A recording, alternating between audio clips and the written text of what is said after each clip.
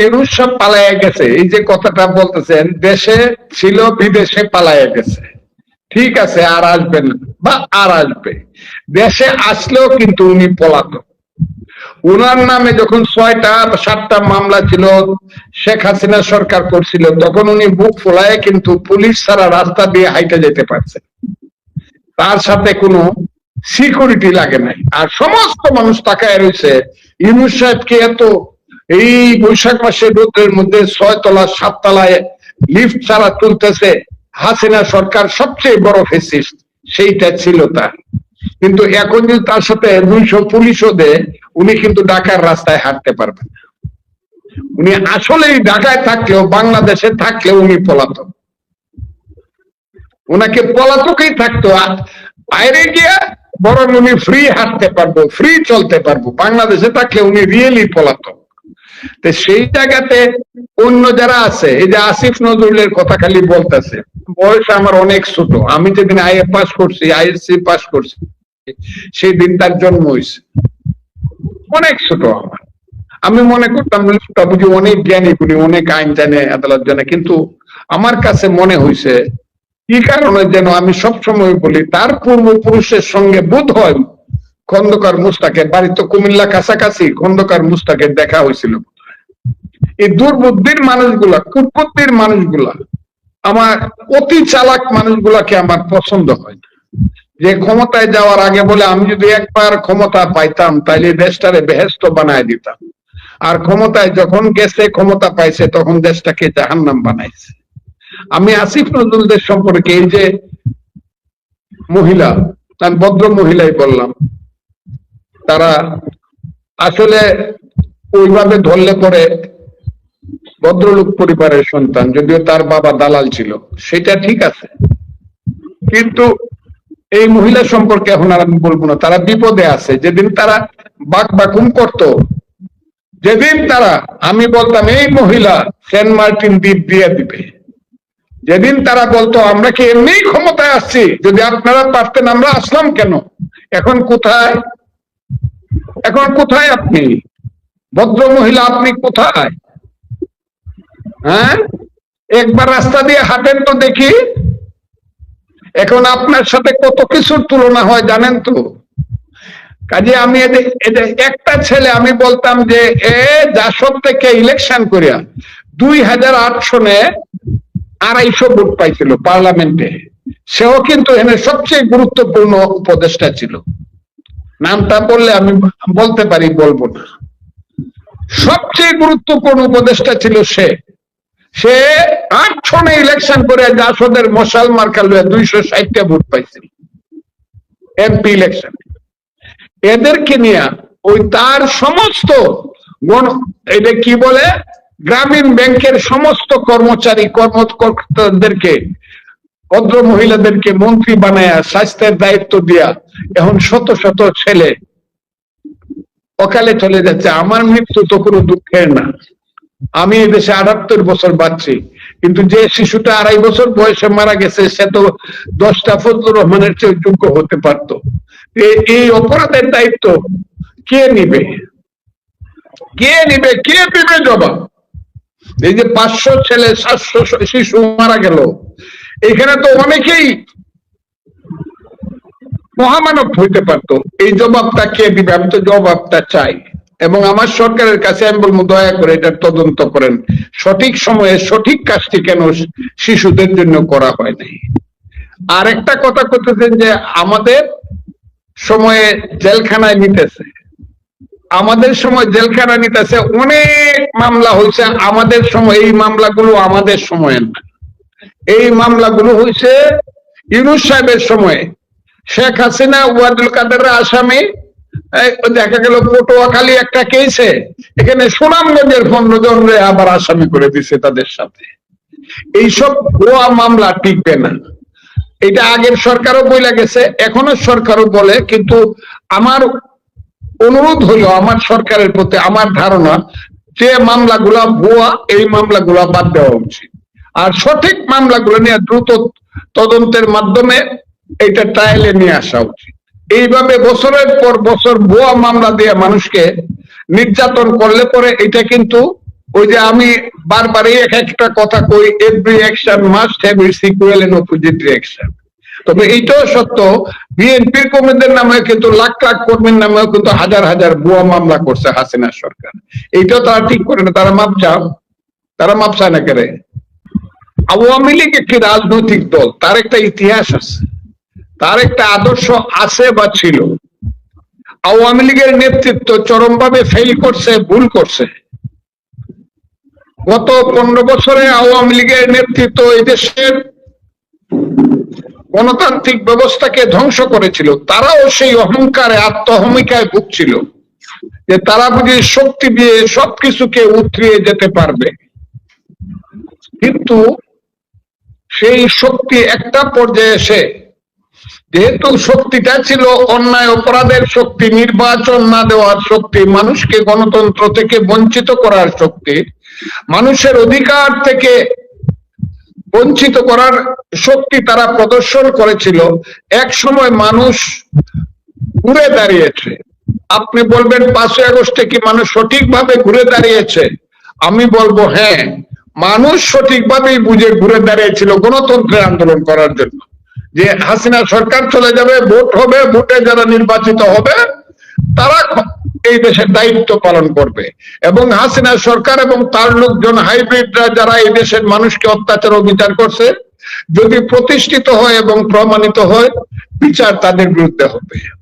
কিন্তু যে কাজটা হচ্ছে সেটা আমরা সবাই মনে করতে চাইলো, মানে অবুঝ মানুষেরা মনে করতে চাইলো আওয়ামী লীগ আর ফিরে আসবে না।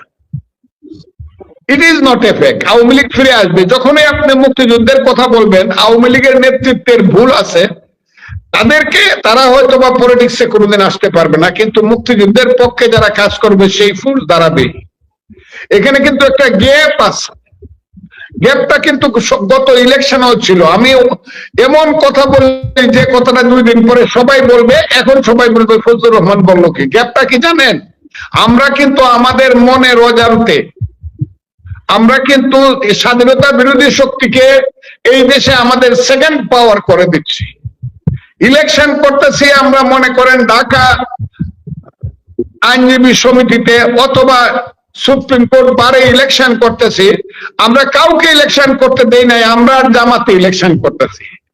কাজে আমরা যদি প্রথম হই, হ্যাঁ তাও হচ্ছে, কিন্তু সেকেন্ড হবে জামাত, মধ্যে তো কেউ নাই। কিন্তু আমরা যদি কোনোদিন ফেল করে যাই, তাইলে কিন্তু যাকে এখন সেকেন্ড বানাচ্ছি আমরা অজান্তে, তারা কিন্তু ফার্স্ট হয়ে যাবে। তখন কিন্তু 7 দশে 70 বছরও কিন্তু আমরা কাইন্দার পথ ফুরাইব না জামাত একবার ক্ষমতায় আসলে। কারণ এরা হলো পৃথিবীর সবচেয়ে নিকৃষ্টতম মুনাফিক অপশক্তি। জামাত পৃথিবীর সবচেয়ে নিকৃষ্টতম মুনাফিক অপশক্তি। এরা যদি একবার ক্ষমতা আসতে পারে, মাসে যা করছে 90 বছর তারা এটা করে ছাড়বে। কাজে আমি সবাইকে সাবধান হতে বলি জামাত এবং স্বাধীনতা বিরোধী শক্তি সম্পর্কে, এবং এইসব এই বাটপার, চিটার, অসভ্য, অভদ্র, অন্যায়কারী, টাকা লুণ্ঠনকারী এইসব ছেলে পেলেদের সম্পর্কে আমি সবাইকে সাবধান হইতে বলি। আমি বলতে চাই যে এই দেশে ধরেন এমপি ইলেকশন গেছে গা, সেকেন্ড পার্টি কোনটা? 33% ভোট পাইছে জামাত জোট। আমি কিন্তু এটা বলছি, পার্লামেন্টেই বলছি। আমি আমাদের নেতা জনাব তারেক রহমান সাহেবের সামনে, পার্লামেন্টে 18 কোটি মানুষের সামনে বলছি, যদি আওয়ামী লীগ থাকতো অথবা আওয়ামী লীগ না হইয়া মধ্যে একটা শক্তি যদি ইলেকশন করতে পারতো, জামাত কি 33% ভোট পাইতো? এখন কিন্তু জামাত 33% ভোট পাইছে। যে জামাতের ভোট ছিল 6%, সেটাকে কিন্তু আমরা ইচ্ছা করে তাদেরকে 33% দিছি। এই শক্তিতেই এখন জামাতের আমির বলে হাসিনাকে ফেলতে 36 দিন লাগছে, তারেক রহমান 36 ঘন্টার মধ্যে পালায়া যায়। গোলাম পারওয়াররা এই কথা বলতে সাহস পায় কেন? তারা দেখতেছে বাবা আমরা তো 70টা সিট পাইয়া ফেলছি, আর বাচ্চা কাচ্চাকে নিয়ে 76টা সিট আমরা পাইয়া ফেলছি, পার্লামেন্ট সিট। কাজে আমরা ইচ্ছা করলেই ফেলে দিতে পারবো। কিন্তু এই ভোটটা যদি তৃতীয় শক্তি থাকতো, তাহলে জামাত কিন্তু ওই 10 বা 15-র মধ্যে আটকে যেত। এই জায়গাতে কিন্তু আমার মনে হচ্ছে একটা মস্ত বড় গেপ থেকে যাচ্ছে রাজনীতির। আমরা ইচ্ছাকৃতভাবে অপশক্তিকে এইখানে সুযোগ করে দিচ্ছি কিনা, এটা আমার মনে কিন্তু প্রশ্ন আছে। যেমন ধরেন ঢাকা সিটি কর্পোরেশনের ইলেকশন, আমার দক্ষিণে মনে করেন একজন বিএনপির দাঁড়াইলো, এখন সালাম সাহেব আছে, হয়তো বা ইশাক আছে, দুইজনের যে কোনো একজন বিএনপি থেকে দাঁড়াইলো। আর এইসব ছেলে পেলেদের একজন কি কি নাম ডাকছে বিপি, এরপরে আরো কে কে দুই একজন, ওই যে আসিফ বুয়া, এরা দাঁড়াইতে চায়। এরা কোন সাহসে দাঁড়ায়? একমাত্র সাহস হইল যে আমরা ফেল করলেও সেকেন্ড পার্টি হোক, কারণ মধ্যে তো আর কেউ নাই। কিন্তু এখানে যদি মধ্যে কোনো শক্তি ইলেকশন করতে পারে, তারা তৃতীয় নম্বরে যাইবো যে এদের জামানত বাঁচবে না।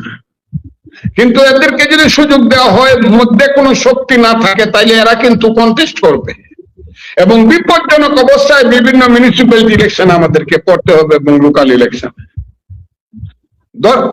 কথাটা কি আপনি ধরেন উপজেলা ইলেকশনে একজন দাঁড়ালো বিএনপি আর একজন জামাত, তখন তো মানুষ দুই ভাগে ভোট দেব, আর তো মানুষের কোনো চয়েস নাই। এই যে মানুষকে আমরা চয়েস নাই অবস্থায় নিয়ে যাচ্ছি, এইটা কিন্তু আমাদের রাজনীতির একটা, আমার মনে হচ্ছে রাজনীতির কৌশলের পুরো ত্রুটি থেকে যাচ্ছে বলে আমি মনে করি। ফ্রি ছাড়েন, যারা ইলেকশন করেন, আওয়ামী লীগের যদি কেউ দুষ্ট লোক থাকে, যার নামে মামলা আছে তারা ধরে জেলখানায় নিয়ে যান, কিন্তু যার নামে মামলা সে দাঁড়াইতে চায় তাকে সুযোগ দেয়া দেন। লোকাল গভর্নমেন্টে যদি কেউ দাঁড়াইতে চায় দাঁড়াবে, তখন দেখবেন এই জামাতের অবস্থা কি দাঁড়ায়।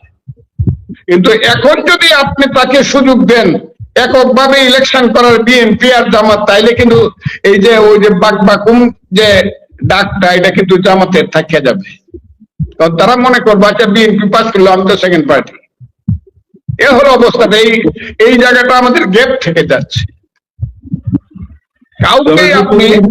কাউকে আপনি নিষিদ্ধ করে, এখন তো বুঝতেছেন নিষিদ্ধ করে খুব বেশি দিন রাখা যাবে না, কারণ নিষিদ্ধটা সারা পৃথিবী চায় না।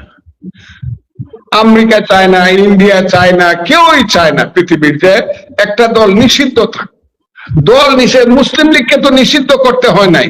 মুসলিম লীগের স্বাধীনতার পরে 69 সনে মুসলিম লীগ ইলেকশন করছে, সেখানে সবুর খান সহ কয়েকটা সিট পাইছিল। কিন্তু এখন যদি মুসলিম লীগ এসব জনগণকে আব্বাজান রাখে, হারিকেন মার্কায় কিন্তু কেউ ভোট দিবে না। ভোটের মাধ্যমে আওয়ামী লীগকে বিশ্বাস করলেন যে তারা এই করছে, কিন্তু আপনি যদি তাকে যদি নিষেধের মাধ্যমে তাকে রাজনীতি করতে না দেন আইনের মাধ্যমে, তাইলে কিন্তু তার প্রতি মানুষের আকর্ষণ বাড়বে। যেমন নিষিদ্ধ জিনিসের প্রতি মানুষের আকর্ষণটা বেশি থাকে। এইটা আমাদের প্রথম থেকে মুসলমানদের বেলায় শুরু হয়েছে। আদমকে বলছিল যে তুমি যেখানেই যাও, আল্লাহ বলছিল তুমি ওই কর্ণে যাও না, ওই চতুষ্কোণের দিকে তুমি যাও না। কিন্তু এটার প্রতি অ্যাট্রাকশন হইলো তার স্ত্রী। আমাদের প্রথম উনি তার স্বামীকে বুঝাতে লাগলেন ওখানে কি আছে দেখুন লাগতো, ওইটা দেখতে গিয়েই কিন্তু বিপদে পড়ল। কাজে আপনি যাকে বন্ধ করে রাখবেন তার প্রতি কিন্তু মানুষের আকর্ষণ থাকবে। 10 বছর 15 বছর পরে যে ছেলেটির বয়স এখন 5 বছর, তার বয়স কিন্তু 20 বছর হবে। 5 বছরের ছেলেটি কিন্তু জানলো না আওয়ামী লীগকে নিষিদ্ধ করা হয়েছে, কিন্তু আরো 15 বছর পরে তার যখন 20 বছর বয়স হবে বা 18 বছর বয়স হবে, ভোট দেওয়ার মতো বয়স, তখন সে জানতে চাবে একটা দল যে নিষিদ্ধ, এই দলটারে নিষিদ্ধ করছিল কেন। এই অ্যাট্রাকশনটা কিন্তু আসবে। নিষিদ্ধ জিনিসের প্রতি মানুষের অ্যাট্রাকশন বেশি আসে। এবং ওই জায়গাতে না, ওই জায়গাতে আমরা সবাই মিলেও যারা মনে করতেছি যে আবার আমরা সবাই মিলে যাবো বা আমরা কালুরা বা ওই যে জামাতরা মিলে যাবো আবার আওয়ামী লীগকে ঠেকানোর জন্য, সবসময় এটা হয় না। কারণ জামাতের যে গোবরের রূপ, এরা যে মানুষ না। এখন যদি একজন আইসা বলে যে তোমার 10 কেজি দুধ আছে আর আমার কাছে 250 গ্রাম গোবর আছে, কথাটা আমি সবসময় বলি চলো মিলেমিশে খাই, দুধের মাঝে একটু গোবর মিশাও, আমরা সবাই মিলে খাই, খাবেন? জামাতের চরিত্রটা কিন্তু প্রকাশিত। এখন আমাদের নেতারা চেষ্টা করলো কিন্তু আর জামাতের সাথে সবটা মিলাইতে পারবো না কিন্তু বিএনপিকে, এটা মনে রাখেন। জায়গাটা কিন্তু যেমন শামসুজ্জামান দুদু সাহেবের মতো লোক টেবিল ছাপড়ায় বলছে এই রাজাকারের বাচ্চারা 71 শুনলেই জ্বলে। আপনি দেখছেন বোধহয় ঘটনাটা। এই কথাটা আমি বলার কারণে আমি কিন্তু এমন ভাবে বলি নাই।